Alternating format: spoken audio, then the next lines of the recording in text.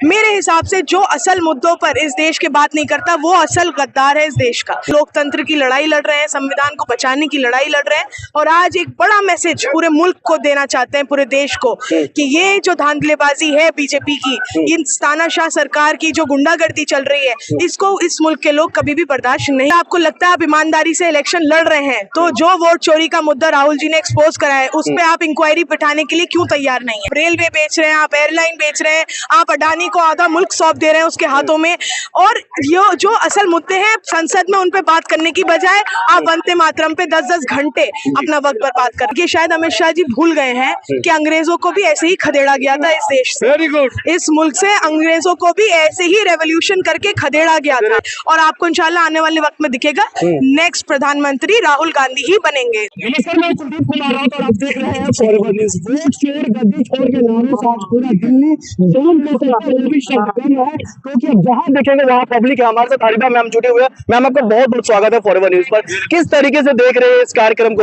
देखिए, आज एक मैं कहती हूँ इंडिया के इतिहास में लिखा जाएगा कि आज एक हिस्टोरिक मोमेंट क्रिएट होने जा रहा है जब इतनी तादाद में सिर्फ दिल्ली से नहीं पूरे मुल्क से लोग यहाँ पर इकट्ठा हो रहे हैं, और ये वो लोग हैं जो आज भी कांग्रेस और राहुल गांधी जी से दिल से मोहब्बत करते हैं। आप तादाद देख सकते हैं, ये वो भी तादाद है जो वोट भी डालती है कांग्रेस पार्टी को, लेकिन क्योंकि घोटाला चल रहा है, वोट चोरी का जो मुद्दा राहुल जी एक्सपोज कर रहे हैं मुस्तकिल, वो जैसे जैसे सामने आ रहा है ऐसे ऐसे लोगों की समझ आ रहा है कि कैसे ये सरकार बन रही है इनकी, जहां जहां भी बन रही है। इस घोटाले के खिलाफ आज यहाँ बड़ी तादाद में लोग इकट्ठा हुए हैं। राहुल गांधी जी के संघर्ष को ये आवाज देने के लिए यहाँ इकट्ठा हुए हैं। हम उनके सिपाही हैं, ईमानदारी से हम लोकतंत्र की लड़ाई लड़ रहे हैं, संविधान को बचाने की लड़ाई लड़ रहे हैं और आज एक बड़ा मैसेज पूरे मुल्क को देना चाहते हैं, पूरे देश को, कि ये जो धांधलेबाजी है बीजेपी की, इन तानाशाह सरकार की जो गुंडागर्दी चल रही है, इसको इस मुल्क के लोग कभी भी बर्दाश्त नहीं करेंगे। लेकिन संसद के अंदर में अगर राहुल गांधी विपक्ष ये आवाज उठाना चाहते हैं, इलेक्शन कमीशन को लेकर के बहस करना चाहते हैं, SIR को लेकर के, चुनाव आयोग को लेकर के, तो वो वंदे मातरम पर चले जाते हैं।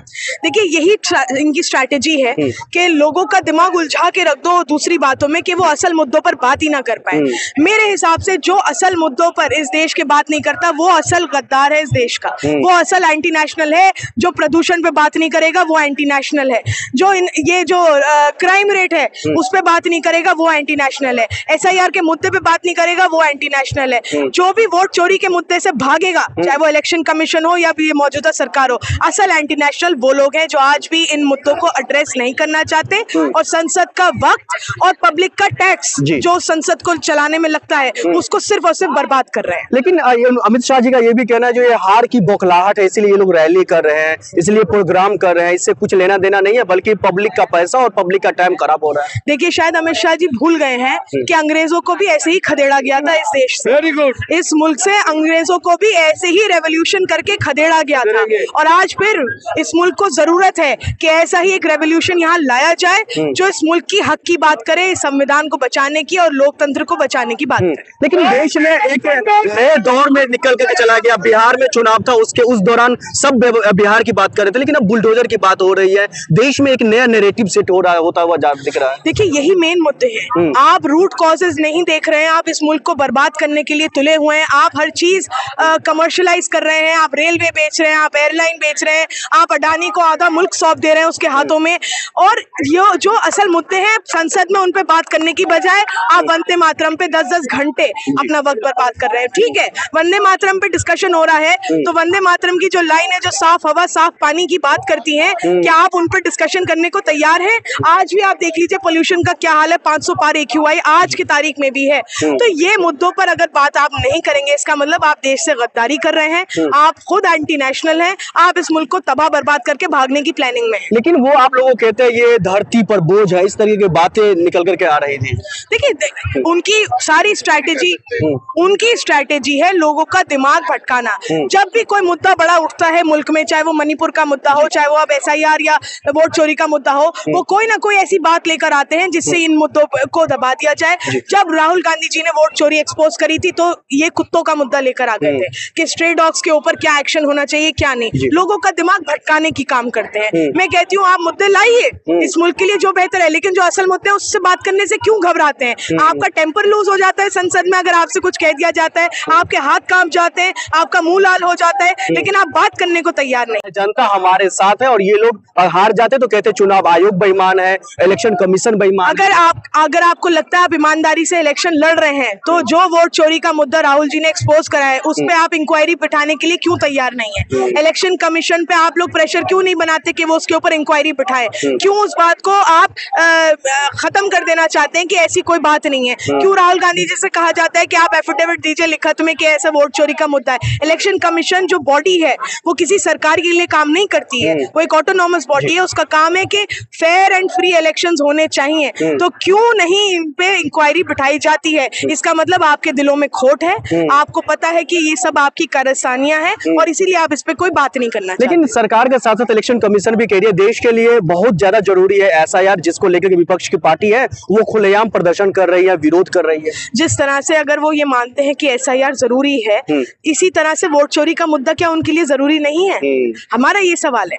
हम मौजूदा सरकार के साथ कोऑपरेट करेंगे अगर वो सही तरीके से सारे प्रोसीजर्स को लेकर चलें, लेकिन जहां आपका फायदा है वहां आप काम करेंगे, जहां आपका नुकसान है वहां आप उस बातों को उठाने को तैयार नहीं है। तो देखिए ये लोकतंत्र एक मुल्क है, डेमोक्रेटिक नेशन है, और यहाँ पर हमेशा से लोगों की आवाज सबसे पावरफुल आवाज रही है, और जो लोग आपको वहां तक पहुंचाते हैं उनके पास ताकत होती है वहां से आपको खदेड़ के गिराने की भी। आपने नेपाल का किस्सा देख लिया, बांग्लादेश, श्रीलंका देख लिया।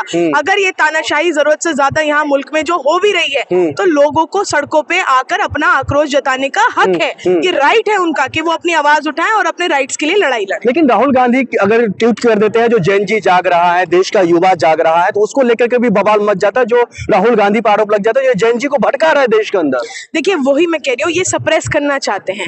ये आपके और मेरे दिलों में जो ये एक फीलिंग आ रही है कि हमारे राइट्स और हमारी इक्वालिटी और हमारे फंडामेंटल राइट्स और हमारे हुकूकों की बात, ये उन बातों को दबाना चाहते हैं। इसीलिए इस तरीके की कोई भी अगर हक की बात राहुल गांधी जी करते हैं तो ये उसको चाहते हैं कि गलत लाइट में पोर्ट्रे करना। लेकिन ये सब एक हद तक काम करता है।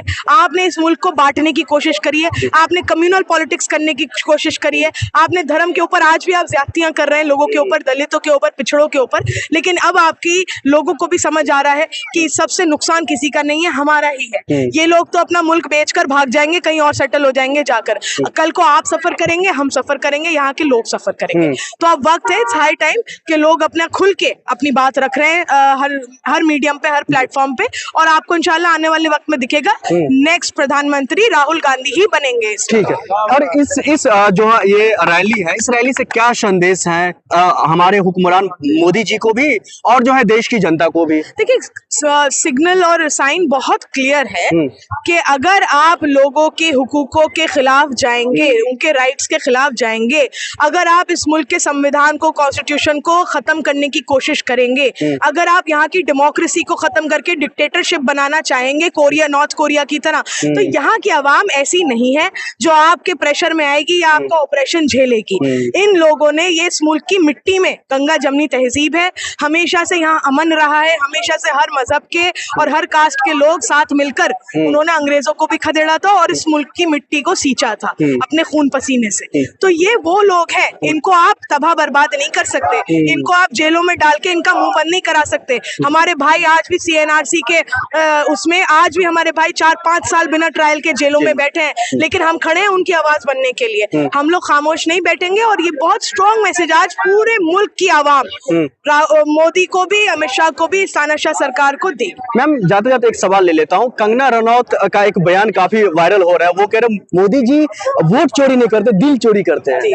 और रेखा गुप्ता जी का एक बयान वायरल हो रहा है कि वो वोट चोरी कर रहे हैं, हमने किया सालों वोट चोरी तो इन्हें मसला हो गया। मतलब उसने 70 साल वोट चोरी किया तो कोई दिक्कत नहीं, हमने एक बार चोरी कर लिया। तो ये तो देखिए इनके जो सीनियर लीडरान भी है ना, ये पपेट्स की तरह काम करते हैं। इन्होंने MP का टिकट दे दिया किसी एक्ट्रेस को, किसी सिंगर को, कि उसकी फैन फॉलोइंग की बुनियाद पर वो जीत जाएगा। उसको ना A आता है, ना B आता है, ना C आता है पॉलिटिक्स का। फिर नेशनल लेवल पे इनको एम्बेरसमेंट फेस करना पड़ता है उन्हीं के थ्रू। फिर ये उनको बिठा देते हैं घरों में कि अब तुम कोई बयान मत देना। तो देखिए ये तो इनका बड़ा करप्ट सिस्टम है जो आपके सामने है, किस तरीके के ये लोग बयान देते हैं और किस तरीके से ये मैं कहती हूँ पार्टी जो है इनको इस्तेमाल करती है लोगों को। मैं कहती हूँ इन्हें भी अकल आनी चाहिए कि आप लोग क्या कर रहे हो और किस दिशा में जा रहे हो। जी जी ठीक है, बहुत शुक्रिया बातचीत करने के लिए। लेकिन देखना यही होगा, जो है सवाल कई सारे खड़े हो रहे हैं लेकिन जवाबों का अता पता नहीं दिख रहा है। ऐसे में संदेश साफ है, जो अब देश में वोट चोरी हो या फिर लोगों का जो हक है वो मारा नहीं जा सकता है। आप देख रहे थे फॉरएवर न्यूज। नमस्कार।